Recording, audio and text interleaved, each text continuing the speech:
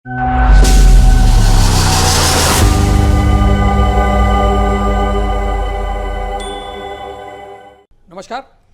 News flash के विशेष कार्यक्रम आपका बजट में आपका स्वागत है। एक बार फिर हमारे साथ गेस्ट जुड़ गए हैं। आज केंद्रीय बजट आया है और मोदी सरकार 3.0 की अगर बात करें तो ये पहला फुल फ्लेज बजट है, क्योंकि पिछली बार चुनाव के कारण जो है वो फुल बजट नहीं था। इस बार जो है ये पहला बजट है इस तीसरे कार्यकाल का। बहुत कुछ जगहों को छूने की कोशिश वित्त मंत्री निर्मला सीतारमण ने की है और इस बार तो उन्होंने ज्ञान तक दे दिया है। उन्होंने कहा है कि हमारा जो फोकस है वो ज्ञान पर है। ज्ञान जो है GYAN, G से गरीब, Y से युवा, A से अन्नदाता यानी कि किसान और N से नारी। तो ये 4 तबके हैं जिसके ऊपर मोदी सरकार जो है लगातार फोकस करने की बात कर रही है। इन तबकों को लेकर ही जो है वो आगे बढ़ाया जा सकता है विकास को, और विकास की एक इबारत गढ़ने की कोशिश की गई है। बजट को अगर देखें तो सब तबके को, हर वर्ग को जोड़ने की कोशिश जो है इस बार की रही है। थोड़ा सा जो है इम्पोर्टेंस बिहार को ज़्यादा उसमें नज़र आ रही है। दिल्ली का भी चुनाव है, बिहार का भी चुनाव है, हो सकता है उस वजह से शायद इस तरीके की स्थिति है। इन सब चीज़ों के ऊपर थोड़ा समझने की कोशिश करेंगे, बजट को भी समझने की कोशिश करेंगे। हमारे साथ हमारे गेस्ट भी जुड़ गए हैं। BJP से लक्ष्मीकांत जी हमारे साथ जुड़ चुके हैं और CPIM से भंवर सिंह जी हमारे साथ लगातार बने हुए हैं। आप दोनों का एक बार फिर से स्वागत है। लक्ष्मीकांत जी, अगर इस बजट को देखें तो आप कितने नंबर देंगे 10 में से, और कैसा ये बजट आपको लग रहा है? मैं तो पूरे नंबर दूँ, बल्कि मेरी अपेक्षा तो इससे भी ज़्यादा नंबर देने की है जी। ये बजट निश्चित रूप से हिंदुस्तान के विकास के सौंड विकास को इंगित करने वाला बजट है। मैं माननीय निर्मला सीतारमण जी इस प्रकार देखा है कि गरीब को, किसान को, युवा को, महिलाओं को सबसे बजट है। इसके साथ साथ इस बजट की खासियत और है, ये बजट सड़क सुरक्षा, स्वास्थ्य और शिक्षा को लेकर बजट बना है। ये बजट इस बात को इंगित करता है कि किस प्रकार से देश में रोजगार बढ़े, किस प्रकार से आम आदमी को राहत मिले, किस प्रकार से आम आदमी गरीबी लाइन से ऊपर आगे बढ़ पाए। इस बात को ये बजट है। ये बजट इस बात का बजट है कि किसानों को सिंचित किसान किस प्रकार से उपलब्ध हो, किसान क्रेडिट कार्ड के माध्यम से किस प्रकार से किसान को अधिक सहायता मिल पाए, किसान को उसकी फसल की गुणवत्ता पूर्ण तरीके से उसको मूल्य निर्धारित हो सके, मूल्य उसको मिल सके। इस बात का बजट है। ये बजट इस बात का बजट है कि स्टार्टअप योजना के माध्यम से युवा सिर्फ नौकरी लेने वाले नहीं, नौकरी देने वाले युवा बने। इस बात का बजट है। मुद्रा योजना के माध्यम से लोगों को लोन मिल पाए, प्रभावी लोन मिल पाए। इस बात का बजट है। ये बजट महिलाओं की सुरक्षा के लिए बजट है। ये महिलाओं को उद्योग देने का बजट है। ये महिलाओं को ये MSME के माध्यम से भी अधिक सशक्त करने वाला बजट है। तो मेरा मानना है कि बजट के बाद जितनी बातें मैं करूँ, शायद ये जिस प्रकार निर्मला सीतारमण जी ने बजट को रखा है, आज हिंदुस्तान के हर वर्ग को खुश करने का प्रयास किया गया। आप सबसे जिस प्रकार इनकम टैक्स को दायरे को बढ़ाने की बात थी, ये 2014 से पूर्व 2.5 लाख रुपए और आज 12 लाख रुपए का एक बड़ा आमूल परिवर्तन देखने को मिलता है। इससे आम गरीब मध्यम वर्गीय परिवार को राहत मिलेगी या नहीं मिलेगी, ये बिल्कुल आप सब समझ सकते हैं। तो मेरा सीधे तौर पर मानना है कि आज का बजट निश्चित रूप से श्री गणेश मैं करूँ राष्ट्र के वंदन से, वंदे मातरम के ज्योतिर्मय अभिनंदन से लिए भावना भव्य राष्ट्र की वंदन करता हूँ। आज के बजट को आप सभी के चरणों में समर्पित करता हूँ।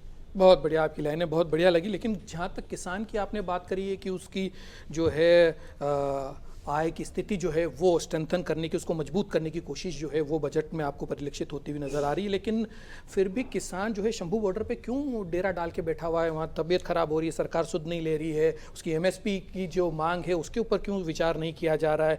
क्यों हम क्या केवल किसान को कर्जा दिलाने के लिए ही जो है क्रेडिट कार्ड के थ्रू जो है वो कर्ज में उसको करने के लिए? तो क्या हम वो उसी टाइम के पुराने समय के जो साहूकार हुआ करते थे, किसानों को लूट लिया करते थे, कर्जा दे दे के उसको उसकी ज़मीनें छीन लिया? तो क्या सरकार कुछ उस तरीके से बिहेव करती हुई नज़र नहीं आ रही है आपको? देखिए, मैं समझता हूँ शंभू बॉर्डर की बात आज नहीं करें ज़्यादा ठीक है। प्रायोजित कार्यक्रमों के बारे में अच्छे चैनल पर डिबेट नहीं हो और बातचीत नहीं हो ज़्यादा ठीक है। मैं समझता हूँ शंभू बॉर्डर किसान नहीं, किसान देश भर का किसान है। दक्षिण के कन्याकुमारी से लेकर जम्मू कश्मीर के उस पूंछ राज्यों तक का किसान किसान होता है। राजस्थान के जैसलमेर से लेकर यदि यूपी के मुजफ्फरनगर किसान भी किसान है और पंजाब का किसान भी किसान है। किसानियत की बात तो नहीं है। यहाँ पर राजनीति चमकाने की बात जब होती है ना, तो सिर्फ राजनीति के लिए आप बराबर ऐसा आंदोलन करने का प्रयास करते हैं, वो गलत है। मैं ऐसी तो माना किसानियत के लिए किसानियत होनी चाहिए। जो पालत को जानता है, जो बिजाई को जानता है, जो सिंचाई को जानता है, वह किसान है। वह किसान नहीं है जो राधे तुम भाषण देने का काम करता है वह किसान नहीं है। मैं अच्छी तरह मानना है कि किसान की समस्याओं को सिर्फ और सिर्फ किसान ही समझ सकता है, तो और एक गरीब समझ सकता है। तो जो लोग आज शंभू बैठे प्रश्न खड़ा मैं नहीं करना चाहता, आज विषय भी नहीं है, क्योंकि आज मैं एक बजट बनाया, बजट पर एक बड़ी सकारात्मक बहस चल रही है। इस पर शंभू बॉर्डर की बात कर मैं इस बहस का बिल्कुल दूसरी दिशा में ले जाना प्रयास नहीं करना चाहता। बजट पर ही हम तो फोकस में, मेरा राजनीति अच्छी पे तरह नहीं मानना रहे। है कि आज आपने कहा किसानों को क्रेडिट कार्ड इसलिए नहीं कि किसान उधार लेगा, किसान को राहत देने का प्रयास कोई कर रहा है तो वर्तमान भारतीय जनता पार्टी की सरकार माननीय मोदी जी के नेतृत्व में हो रहा है। चलिए हम बिल्कुल कोई राजनीतिक मुद्दे पे बात नहीं करेंगे, शंभू बॉर्डर की बात नहीं करेंगे। हाँ, हो सकता है कि राजनीति चमकाने के लिए इस तरीके की स्थितियां हो, हम मान सकते हैं कि हो सकता हो इस तरीके की हो, क्या कुछ है वो तो बाद में पता चलेगा। लेकिन आपको कहीं लगा राजस्थान का कहीं नाम बजट में हो, कहीं मध्य प्रदेश का नाम हो, कहीं उत्तर प्रदेश का नाम हो, कहीं कुछ हो, लेकिन बिहार का नाम जरूर नजर आया। बिहार का क्या कुछ चुनाव हुए, क्या वो राजनीति आपको नजर नहीं आ रही कि केवल बिहार का नाम जो है वो देखा गया वहाँ पर, क्योंकि अक्टूबर नवंबर में आने वाले उसमें चुनाव हैं, बिहार बहुत इंपॉर्टेंट राज्य है। देखिए, निश्चित रूप से राजनीतिक परिदृश्य की बात करते हो, हिंदुस्तान की जब आप संपूर्ण भौगोलिक की स्थिति बात करते हो, बिहार उसका एक राज्य है। जी, आपने कहा कि बाकी लोग राज्य नहीं है। मैं समझता हूँ कि जब आप कल बजट को पढ़ेंगे तो राजस्थान भी देखने को मिलेगा, और मध्य प्रदेश भी देखने को मिलेगा, और उत्तर प्रदेश भी देखने को मिलेगा, जम्मू कश्मीर भी देखने को मिलेगा, तो तमिलनाडु देखने को मिलेगा। ये नहीं कि बजट कोई एक देश के प्रदेश के लिए बना दिया गया, बजट संपूर्ण हिंदुस्तान के सामने विकास का बजट है। इसलिए ये कह देना कि बिहार का नाम 2 बार ले लिया गया, 3 बार ले लिया गया, ये न्यायोचित नहीं है। मैं तो मानना है कि बजट का पूर्ण आकलन करें, बजट के हर प्रश्न को पढ़ें, और प्रश्न को पढ़ने के बाद इस पर डिबेट हो, जहाँ सार्थक डिबेट हो सकती है। जी, क्या कहना चाहेंगे भंवर जी? आप हमारे चश्मे में शायद बिहार नज़र ज़्यादा आ गया, आपके चश्मे में क्या आप बिहार देखिए, नजर मैं आ ये रहा है? कहना चाहूँगा कि ये बजट कोई दिशा देने वाला बजट नहीं है, केवल कर्जदार बनाने वाला बजट है। महिलाओं को कर्जदार बनाएंगे, किसान को कर्जदार बनाएंगे, विद्यार्थी को पढ़ाई के लिए कर्जदार बनाएंगे।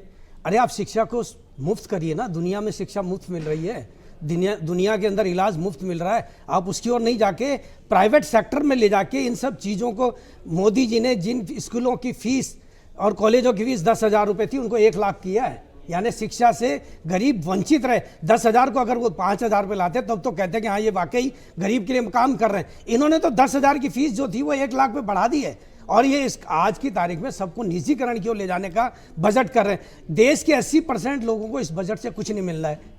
केवल जो 12 लाख रुपए की आप बात कर रहे हैं, वो 12 लाख रुपए इनकम टैक्स में कितने लोग हैं? वो 10% लोग भी नहीं है देश के जिनको उससे लाभ होने वाला है। बाकी जो 80% लोग हैं जिनको 12,000 रुपया मासिक वेतन मिलता है, उनको क्या लाभ होने वाला है? उनका न्यूनतम वेतन बढ़ाने की कोई बात नहीं है, उनको महंगाई से राहत देने की कोई बात नहीं है, उनको जो है कहीं मकान मुफ्त में देने की बात नहीं है, उनको और कोई सुविधा देने की बात नहीं है। किसान को अभी ये कह रहे हैं शंभू बॉर्डर के ऊपर, अरे वो डल्लेवाल जो बैठे हुए हैं उनसे बात नहीं करना चाह रही है सरकार। सुप्रीम कोर्ट में जा रही है सरकार कि इनको हटाओ यहाँ से। सुप्रीम कोर्ट कह रही है ये उनका अधिकार है, आज वो सरकार के पास आने के लिए, बात करने के लिए आना चाहते हैं। लेकिन ये किसान विरोधी सरकार, और मोदी सरकार तो वो सरकार है जिसने इतने बड़े बड़े सूल सड़कों पे बिछा दिए थे किसानों के लिए। आज कहते हैं हम किसानों का विकास करेंगे। किसका विकास कर रहे हैं? ये तो अडानी और अंबानी का विकास कर रहे हैं। पूरे देश की जमीनें किसानों से छीन के अंबानी को देने की योजना इन्होंने बनाई थी, 3 जो किसान वो बनाए थे कानून। तो आज ये सरकार इस बजट में क्या दिया? एमएसएमई किसान मांग रहा है ना, आप दो ना उनको, क्यों नहीं दे रहे हो? जब आपने खुद ने वादा किया एमएसएमई प्लस 50% मुनाफा देंगे, कहां गए आपके वादे? कोई वादा है इसमें बजट के अंदर? दिख रहा है कि किसान को 3 लाख से 5 लाख रुपए का कर्जा देंगे। अरे कर्जा तो वो कहीं से भी ले लेगा, बैंक से वैसे भी ले लेगा, बैंक के कर्जा दे रही है, कोई दिक्कत नहीं है। लेकिन आप देख रहे हैं आम आदमी की जो पोस्ट ऑफिस में बचत होती थी, जो बैंकों में बचत होती थी, वो सब घट गई है। तो विकास इससे पता चलता है कि देश के लोगों की जेब में पैसा नहीं है। केवल खाली अपनी पीठ थपथपा लेना और झूठी बातें कर लेना, इससे कुछ नहीं होने वाला है। आज बैंकों में फ्लो के लिए पैसा नहीं है, वो एफडी मांग रही है बैंक के, सारी बैंकें एफडी के ऊपर स्पेशल ब्याज घोषित कर रही है अभी वर्तमान के अंदर, क्या पैसा आ जाए। इस सरकार ने ऐसी हालत कर दी है बैंकों की भी कि उनके पास में चल पूंजी नहीं है वो देने के लिए, तो वो एफडीआं ले रही है कि हमारी बैंकों को कैसे भी बचाया जाए। क्या कर रही है सरकार उसके लिए?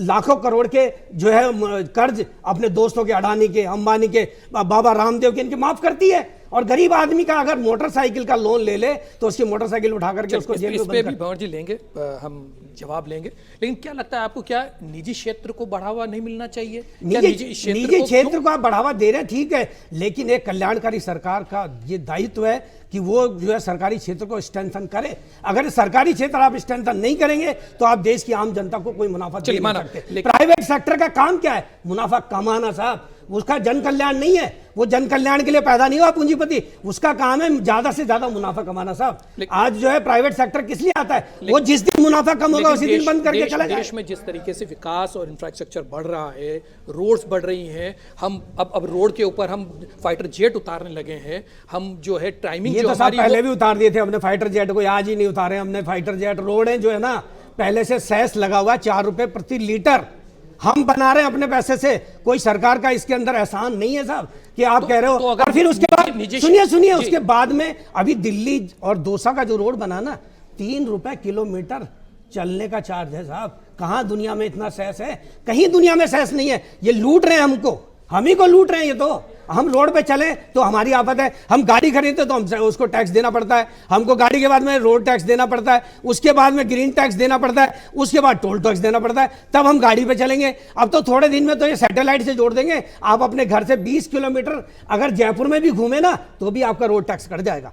ये तैयारी है इनकी, ये आपकी जेब कैसे काटेंगे वो थोड़े दिनों में और आम आदमी को पता लगेगा। चलिए मध्यम वर्ग को जवाब ले लेते हैं। लक्ष्मीकांत जी, चिंताएं हैं, लोगों के इंफ्रास्ट्रक्चर बढ़ रहा है, लेकिन वो जो पैसा है इंफ्रास्ट्रक्चर का वो आम इंसान की जेब से जा रहा है, वो एक चिंता का विषय है। उसके ऊपर सरकार को सोचना होगा किस तरीके से इन सब चीज़ों को आप देख रहे हैं। मैं भंवर जी की एक शब्द में भंवर जी पूरी बातें जवाब देता हूँ।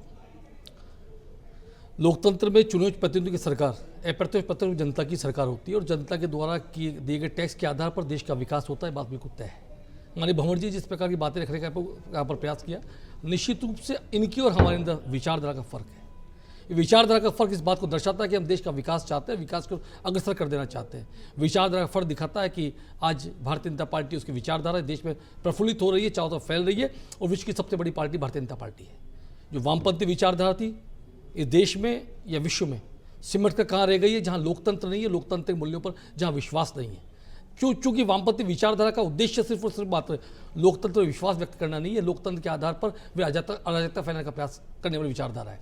भारतीय जनता पार्टी की विचारधारा मूलतया लोकतांत्रिक विचारधारा विश्वास करने वाली है, गांधीवादी विचारधारा विश्वास करने वाली है।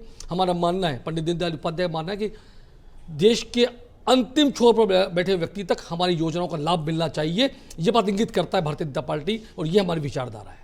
विचारधारा जहाँ के भी लोकतंत्र शिक्षा उसका मूल मंत्र है, शिक्षा से हम शुरू करते हैं, इस आधारशिला को लेकर चलते हैं। और यदि आज माननीय भंवर सिंह जी जिस प्रकार कह रहे थे कि दौसा की सड़क हाईवे चलने की बात करते हैं और 3 किलोमीटर प्रतिदिन देते हैं, आपकी सरकार ने बहुत लंबे समय तक पश्चिम बंगाल में शासन किया, केरल में शासन किया, त्रिपुरा में शासन किया और केंद्र में आपकी सरकार कभी कभी कांग्रेस के सहयोग से और कभी अन्य दलों के सहयोग से रही है। आप बता दीजिए कितना तेजी के इंफ्रास्ट्रक्चर को विकसित करने का काम आपकी सरकारों ने किया। आपके मंत्री भी रहे हैं, मैं दिवंगत नेताओं के नाम बात नहीं करना चाहता, मंत्री भी रहे हैं ना। आप तो एमएसपी की बात कर रहे थे, आपकी सरकार किसी क्षेत्र प्रदेश में आज भी मौजूद है, आज से पहले भी थी। कहाँ आपने किसान को क्या दिया बता दें। आप जिस प्रकार की विचारधारा बात करते हैं उस विचारधारा बता दीजिए कि किसान को, मजदूर को हमने ये दिया। कौन सा आपका ऐसा राज्य था जहां शिक्षा आपने पूर्णतया मुफ्त कर दिया, बता दीजिए।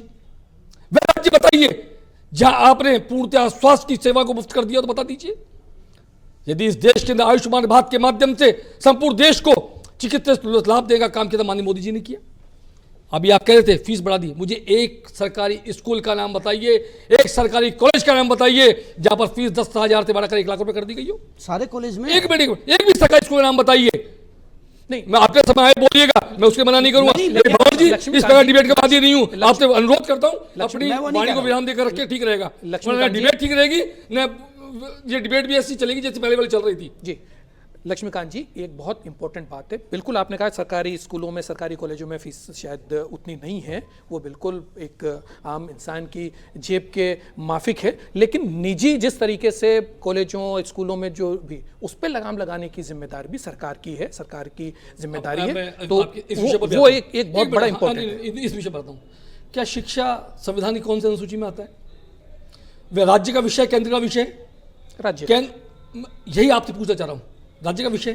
जब राज्य का विषय होता है वहां राज्यों से बात की जानी चाहिए। आज केंद्रीय बजट की बात कर रहे हैं तो केंद्रीय बजट की बात करें। जिस दिन राजस्थान के बजट की बात होगी निश्चित रूप से राजस्थान बजट में उस दिन इसके बारे में बात करूंगा और बताऊंगा कि शिक्षा के क्षेत्र में किस प्रकार से परिवर्तन किए।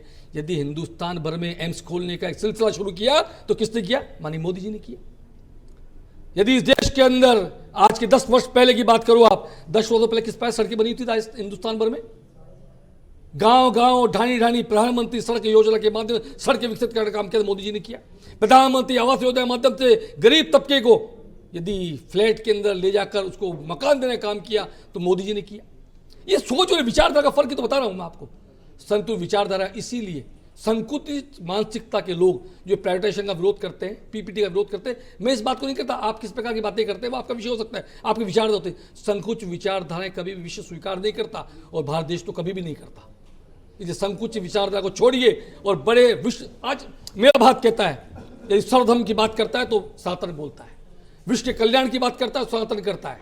मैं कह सकता हूं कि सनातन से बड़ी कोई बात नहीं है और देश का धर्म ही सनातन है। इसलिए धर्म हम कहते हैं वसुधैव कुटुंबकम की बात करते हैं, लेकिन आप किस बात की बात करते हैं, आपकी विचारधारा क्या बात करती है? ये फर्क है आपकी और हमारी विचारधारा में। विचारधाराओं के फर्क के बजटों में देखे जाते हैं। आपके समय की विचारधारा, आपके समय बजट क्या था बताइए। 25 वर्षों तक क्या आपने बंगाल में शासन किया? एक स्कूल में, एक कॉलेज में आपने फीस मुफ्त कर दियो, बता दीजिए।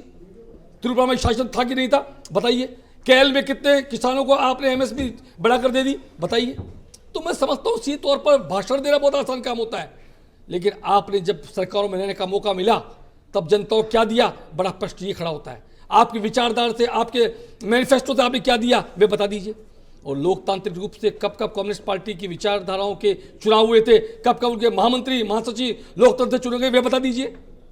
तो जिनका लोकतंत्र में विश्वास नहीं है उनका इस बजट पर विश्वास हो ही नहीं सकता। चलिए भंवर जी से हम लेते हैं तो इसका जवाब लेते हैं, लेकिन एक सबसे बड़ा इंपॉर्टेंट मामला जो यूएसपी भी है इस बजट की, लक्ष्मीकांत जी, एआई को लेकर सरकार जो है एक अपना पूरा एजेंडे के साथ जो है इस बजट में मुखातिब होती हुई नजर आई है। एआई जितना पॉजिटिव है उतना ही नेगेटिव भी है।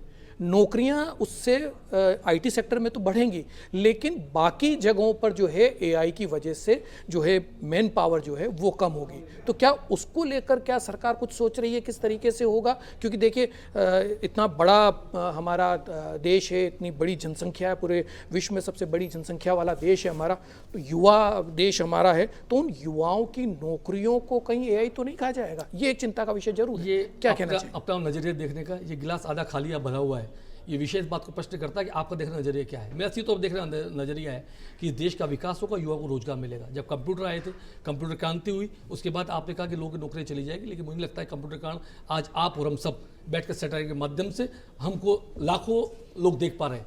ये क्रांतिकारी परिवर्तन होता है। जब क्रांतिकारी परिवर्तन होता है तो विचार आपको, आपके जैसे लोगों का प्रश्न निश्चित रूप से खड़ा होता है, लेकिन मेरा मानना है कि सरकार ने सोचा है और युवाओं को इससे विकास मिलेगा, ये मेरा मानना है। यही सोच का फर्क हो सकता है कि गिलास आधा खाली आधा भरा हुआ है। भंवर जी, विचारधारा और नजर का फर्क लक्ष्मीकांत जी बता रहे हैं कि देखने का अंदाज जो है अलग है। बिल्कुल बिल्कुल बिल्कुल। इसमें अभी इन्होंने कहा कि इन्होंने क्या किया, मैं बताना चाहूंगा। केरल में आज एलकेजी से अंग्रेजी स्कूल है और बहुत नॉमिनल फीस के ऊपर वो चला रहे हैं। मैं फीस फ्री की बात यार, आप बात मत बोलो, आप बीच में मत बोलो ना यार, आप शांति रखो ना। आपने कहा कोई बीच में ना बोले। हाँ ठीक। तो मैं बताना चाहता हूँ आज केरल में सबसे ज्यादा न्यूनतम वेतन है। राजस्थान के अंदर 259 रुपये न्यूनतम वेतन है वर्तमान के अंदर। केरल में 750 रुपये न्यूनतम वेतन है। नंबर 1 बता दूं इनको, किसी राज्य में नहीं है, भारतीय जनता पार्टी के राज्य में, वहाँ केरल में सबसे ज़्यादा। केरल में किसान के लिए अलग अलग बोर्ड बनाए हुए हैं सब, हर किसान को मदद करने के लिए। काजू का बोर्ड अलग है, चावल का बोर्ड अलग है, काली मिर्ची के लिए अलग बनाया हुआ है, इलायची के लिए बोर्ड बनाया है। उसके जरिए किसानों को हर महीने मदद दी जाती है। आप क्या मदद देते हैं साहब राजस्थान में किसानों को, बता दीजिए।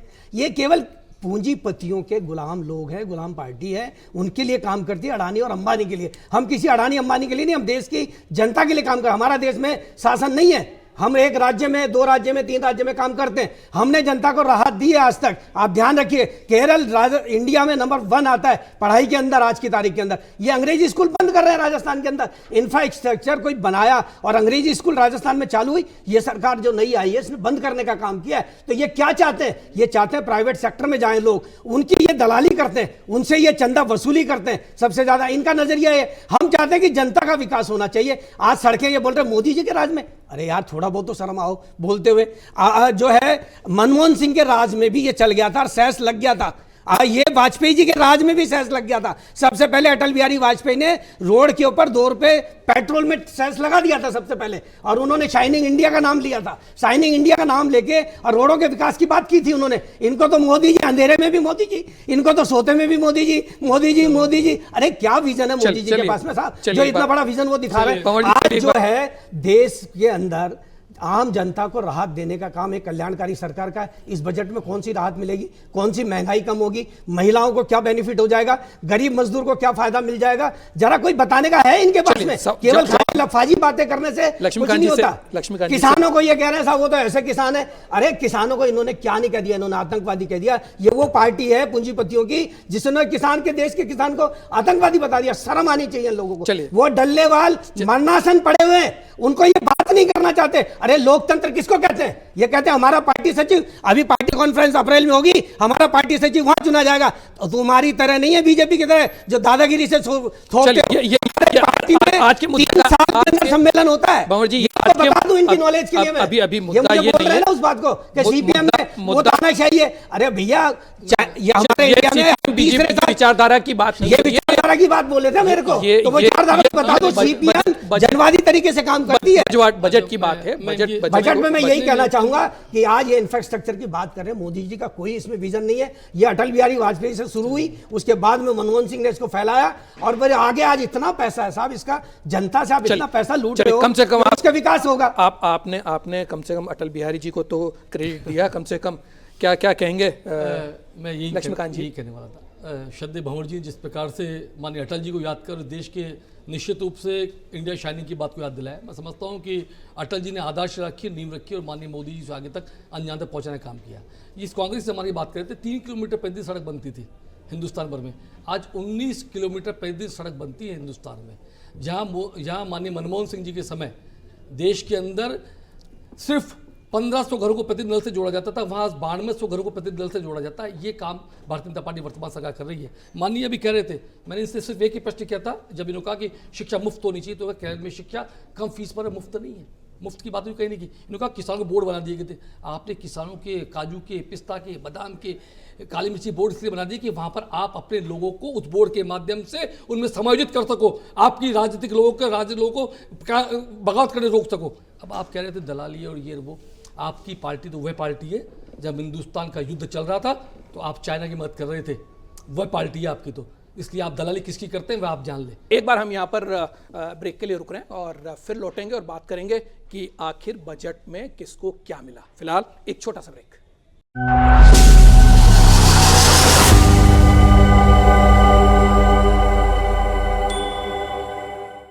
ब्रेक के बाद आपका एक बार फिर स्वागत है। हम बात कर रहे हैं बजट पर। केंद्रीय बजट आया है और किस तरीके से ये बजट है और आगे किस तरीके का इसका इम्पैक्ट रहने वाला है उसको हम जानने की कोशिश करें। हमारे साथ बीजेपी से लक्ष्मीकांत जी जुड़े हुए हैं और भंवर सिंह जी CPIM से जुड़े हुए हैं। थोड़ा सा बजट पर हम बात करते करते थोड़ा सा इधर हम निकल गए और थोड़ा सा जो है मुद्दे से भटक गए। मैं वापस मुद्दे पर ही लाना चाहूँगा और हम चाहेंगे कि बजट, आम आदमी को इस बजट में क्या मिला, वो एक सबसे बड़ी बात है। लक्ष्मीकांत जी आपके पास मैं आना चाहूँगा। इस बजट की अगर USP अगर हम देखें तो 12 लाख तक का जो है वो अब नौकरी पेशा लोगों को जो है वो टैक्स में रिबेट कर दी गई है, शून्य कर दिया गया है। अभी एक सप्ताह के अंदर अंदर इसके ऊपर एक नया जो है वो बिल आएगा और उसके बाद चीज़ें और भी क्लियर हो जाएंगी। लेकिन नहीं, अपेक्षा की जा रही थी कि 10 लाख के आसपास तक का जो है वो इस बार छूट मिल सकती है, लेकिन इस बार तो मोदी सरकार ने एक बड़ा मास्टर स्ट्रोक खेलते हुए 12 लाख तक का जो है वो टैक्स में जो है वो छूट दे दी है। इसको आप कैसे देखते हैं? आम जनता की अपेक्षाओं पर खरा उतरने का काम मोदी सरकार करती है।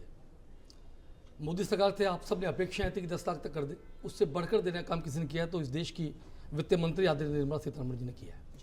इस देश के आम आदमी को किस प्रकार फायदा मिले, ये बजट उस बात का बजट है। मैंने पहले भी कहा था कि सड़क, ये सुरक्षा, शिक्षा और सामाजिक सुरक्षा को लेकर बजट है। ये बजट इस बात का बजट है कि देश का सामान्य विकास कैसे हो, किस बात का बजट है। ये गरीब को, युवा को, किसान को, महिलाओं को जोड़ने वाला बजट है। ये बजट इस बात का बजट है कि स्टार्टअप के माध्यम से कैसे युवाओं को रोजगार मिल सके, इस बात का बजट है। ये बजट इस बात का बजट है कि मुद्रा योजना के माध्यम से किस प्रकार से हम सुरक्षित तरीके से युवाओं को लोन दिला पाए, इस बात का बजट है। ये बजट इस बात का बजट है कौशल विकास के माध्यम से किस प्रकार से हम युवाओं को कौशल विकास से प्रशिक्षित कर रोजगार के द्वार उनके लिए खोल पाए, इस बात का बजट है। ये बजट इस बात का बजट है कि शिक्षा के क्षेत्र में उन्नतिशील प्रगतिशील बात बन पाए, इस बात का बजट है।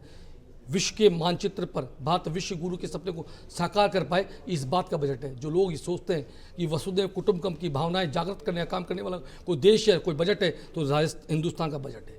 इसलिए हमारा मानना है विश्व का कल्याण ये कहने वाला कोई धर्म है तो सनातन धर्म है। ये इस बात का बजट है, ये बजट इस बात का बजट है कि सनातन की सभी धर्मों की जय हो, ये कहने वाला बजट है। तो हिंदुस्तान का ये बजट है, क्योंकि हम इस सभी धर्मों के अंदर सब धर्मों की बात करते हैं, धर्म की जय हो, अधर्म का नाश हो, सभी प्रकार अधर्मों का नाश हो, ये इस बात का बजट है। इस बात को कि हिंदुस्तान की इस धरा से विश्व का संपूर्ण विश्व को आमंत्रित करने का बजट है कि आइए निवेश के माध्यम से हिंदुस्तान को प्रकृति पर चार चांद लगाइए, हिंदुस्तान की प्रकृति के साथ चलिए, ये इस बात का बजट है।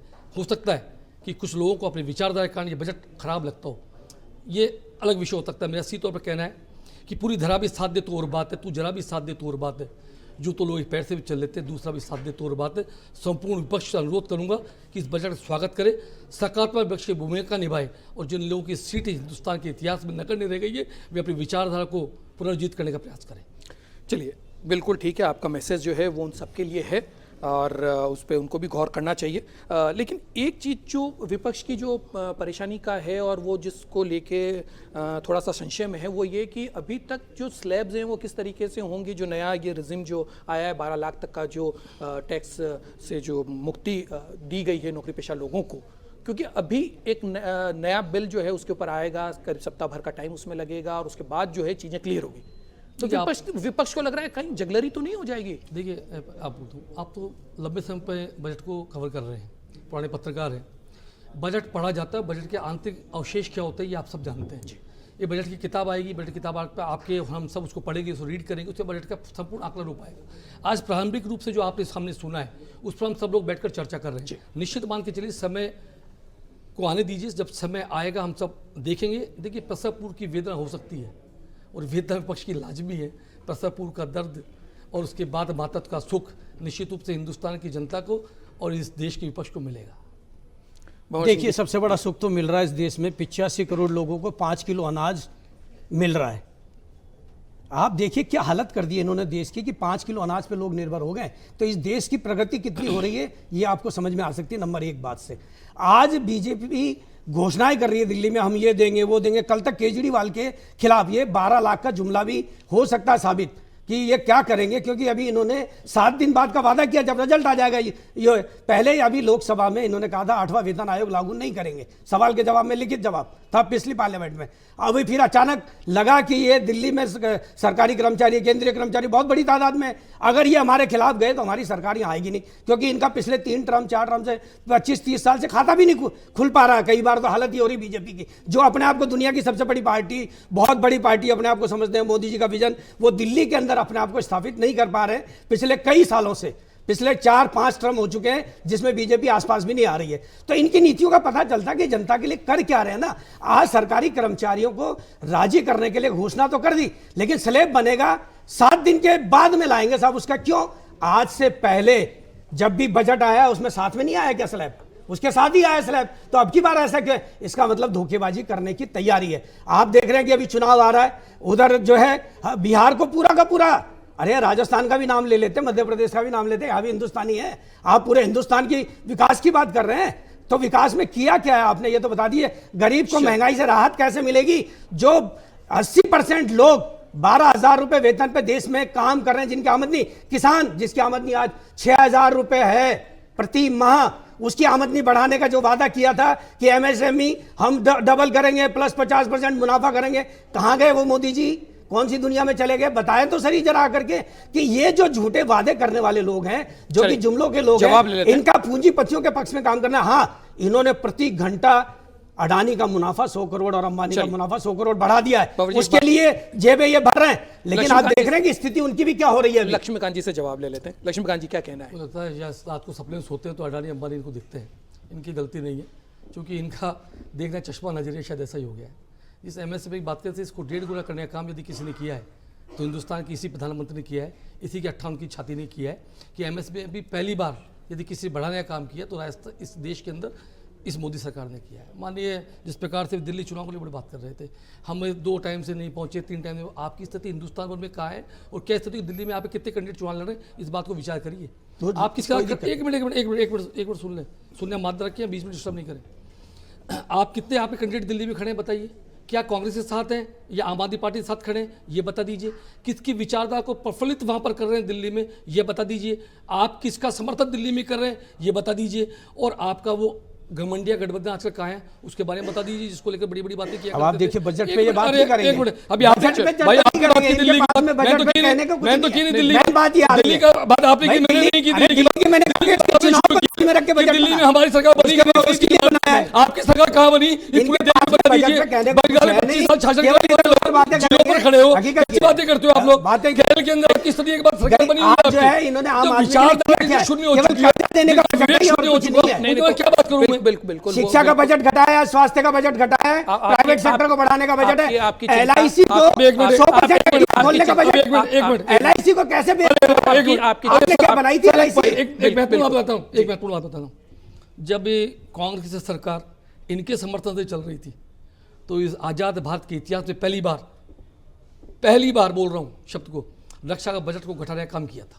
और उस रक्षा मंत्री ने सदन में कहा था कि हमारे पास पैसा नहीं है, इसलिए रक्षा बजट घटा रहे हैं। इससे ज्यादा शर्मिंदगी की बात कोई दूसरी हो नहीं सकती। इनकी सरकार का समर्थन था कांग्रेस की गवर्नमेंट को, तो सीधे तौर पर बात कह सकता हूं मैं। अरे भविष्य के बजट पे चर्चा करने का जवाब नहीं है। आपका इतिहास काला है तो काला है। अरे मेरा इतिहास कोई काला नहीं तो हो, हमारा देशद्रोही हो तो हो, अरे राष्ट्रवादी हो तो हो, फिर हम चाहिए तो गुलामी का हम मुद्दे से फिर बढ़ रहे हैं। एक बार फिर मैं यहाँ पर फिर रोकना चाहूंगा। हम मुद्दे से ना भटके, हम बजट के ऊपर बात करें। इनके पास जवाब देने को है नहीं। भंवर जी आपको क्या बात करूं मैं, क्योंकि विचारधारा यही है कि गांधी को नहीं मानते देश में रहकर, उनसे क्या बात करूं मैं। जो राष्ट्रपिता को नहीं मानते, क्या बात करूं मैं। जिनकी विचारधारा सिर्फ और सिर्फ मार्क्सवाद की विचारधारा, क्या हत्यारे हैं वो फिर हम गलत बातों पे जा रहे हैं। हत्या करके जो